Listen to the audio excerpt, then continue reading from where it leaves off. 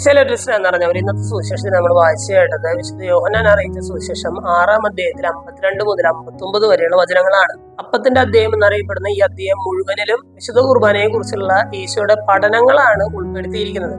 ഇവിടെ ഈശോ പറയുകയാണ്, നമ്മൾ വായിച്ചു കേട്ട വചനങ്ങളിൽ ഈശോ പറയുകയാണ്, എന്റെ ശരീരം യഥാർത്ഥ ഭക്ഷണവും എന്റെ രക്തം യഥാർത്ഥ പാനീയവുമാണ് എന്ന് പറഞ്ഞാൽ എന്തിന്റെ ഭക്ഷണമാണ്? ശരീരത്തിന്റെ ഭക്ഷണം എന്നതിനേക്കാൾ ഉപരി ആത്മാവിന്റെ ഭക്ഷണമായിട്ടാണ് ഈശോ വിശുദ്ധ കുർബാന നമുക്ക് വിളമ്പുന്നത്. അതായത് നമ്മുടെ ആത്മാവിന്റെ യഥാർത്ഥ ഭക്ഷണം വിശുദ്ധ കുർബാനയാണ് എന്ന് ഈശോ ഇന്നത്തെ സുവിശേഷത്തിലൂടെ നമ്മൾ ഓർമ്മിക്കുകയാണ്.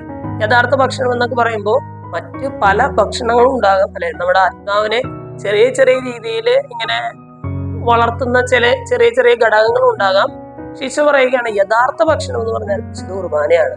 വിശുദ്ധ കുർബാന ഒഴിവാക്കിയിട്ട് ബാക്കി ചെറിയ ചെറിയ ഭക്ഷണങ്ങൾ കഴിച്ചിട്ട് പ്രത്യേകിച്ച് ഗുണമൊന്നുമില്ല.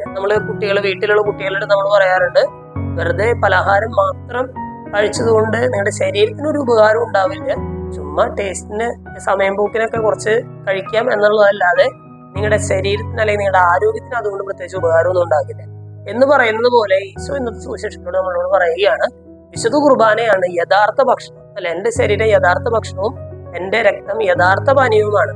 മറ്റു പല കാര്യങ്ങളും ഉണ്ടാകാം, മറ്റു പല കാര്യങ്ങളൊക്കെ ഇതിനോട് ചേർത്ത് വെക്കാവുന്ന ചെറിയ ചെറിയ ഘടകങ്ങളാണ്.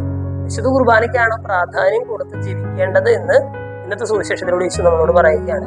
വിശുദ്ധ കുർബാനയിൽ അധിഷ്ഠിതമായിട്ടുള്ള ഒരു ക്രൈസ്തവ ജീവിതം കെട്ടിപ്പടുക്കാനുള്ള ഒരു കൃപയ്ക്കായിട്ട് നമുക്ക് പ്രാർത്ഥിക്കാം. ദൈവം നമ്മെ എല്ലാവരെയും സമൃദ്ധമായിട്ട്